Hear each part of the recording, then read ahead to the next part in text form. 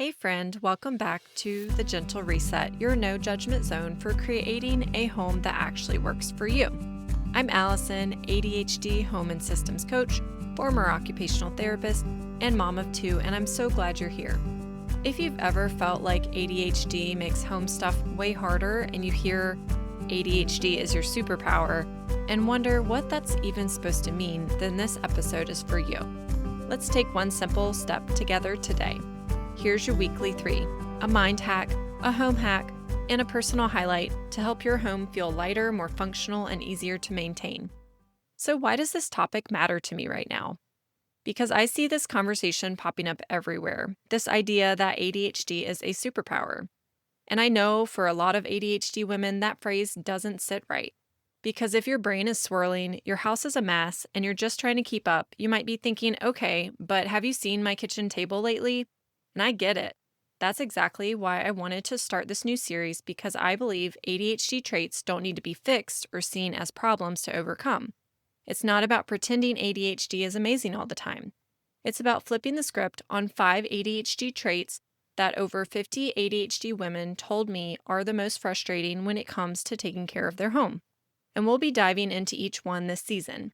And don't forget to hit follow now so you don't miss next week's episode all about ADHD and hyperfocus.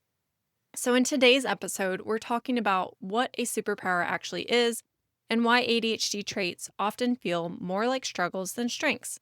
And finally, I'll give you one practical way to get unstuck today, plus a client story about turning a cluttered desk into a calming, functional workspace. So let's jump in. Let's talk about this word superpower.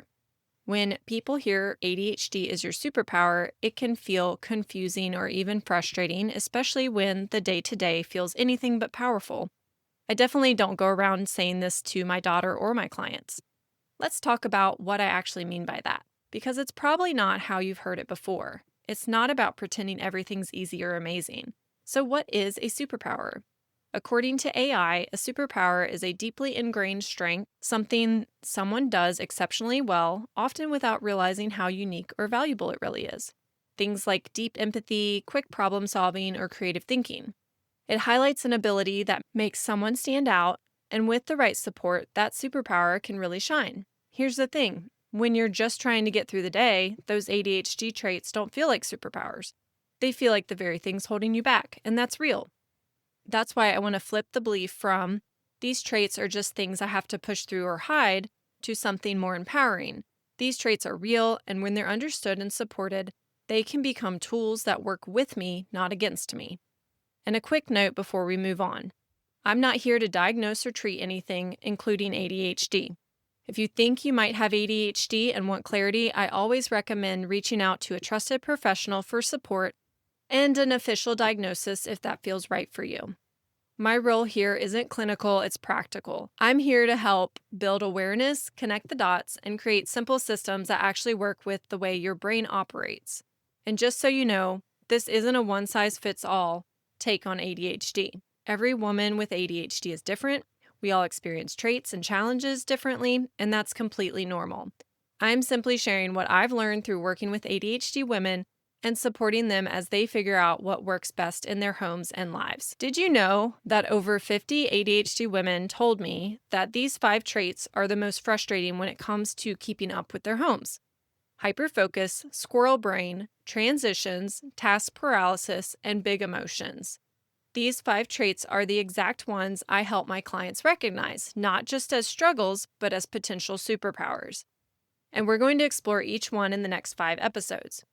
I'll also be checking in with my Instagram community throughout the series, so don't forget to follow Calm Cottage Coaching to share your thoughts, because real-time input helps me support you better. When I work with my clients, they actually get to take an ADHD superpower quiz that I created to see which traits show up the most and how to start working with it instead of fighting against it. Now, I'm not going to go deep into strategies right now, but something that makes a huge difference for all 5 traits is support. I hear this all the time from ADHD women.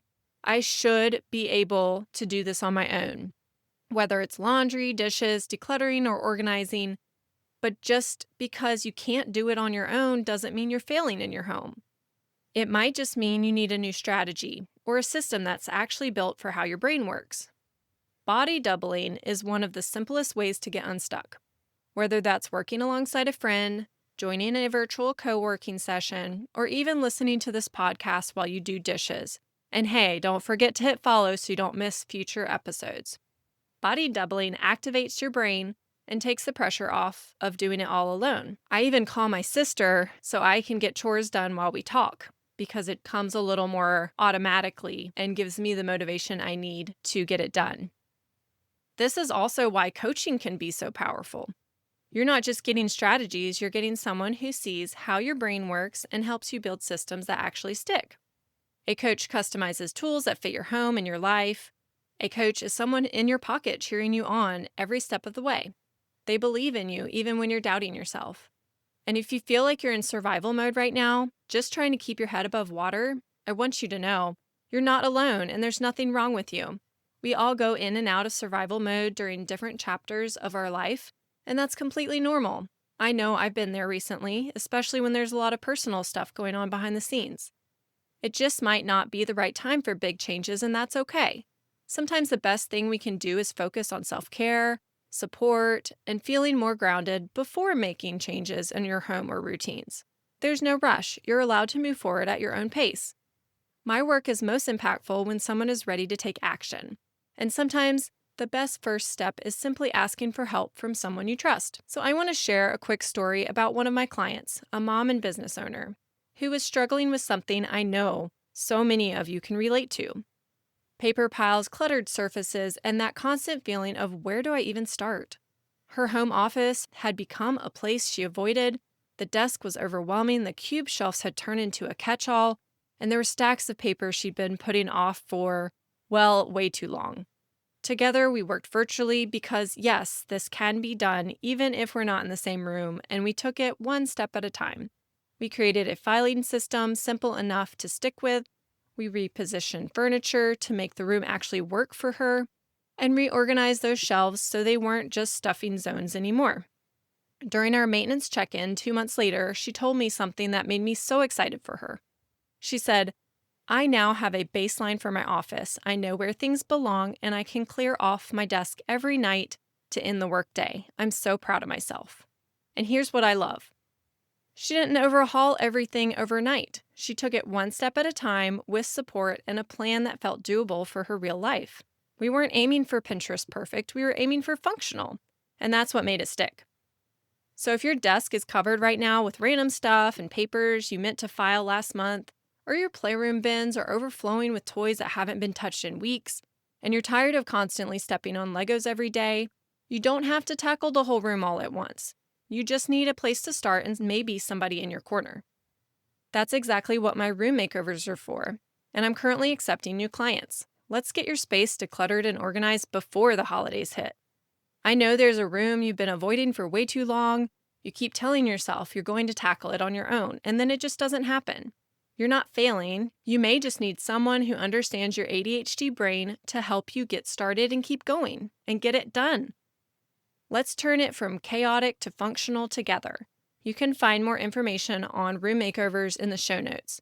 And if you want me to follow up with you personally, just fill out my quick curiosity form, also linked in the show notes. So here's what I want you to take away from today. Your ADHD traits aren't flaws you have to fix or overcome. With the right awareness and support, they can actually become your greatest strengths, especially when it comes to your home. You don't have to change who you are to make your space work. You just need the right tools, a little guidance, and a place to start. Well, that's it for today, friend. If this episode spoke to you, will you screenshot it and share it with a friend who needs it too? You never know who needs the reminder that they're not alone in this. And if you have a second, leaving a quick review helps me reach more ADHD women who need support with their homes. Remember, one small shift at a time creates momentum. You're doing better than you think, and I'm so proud of you. See you next week on The Gentle Reset for another weekly 3.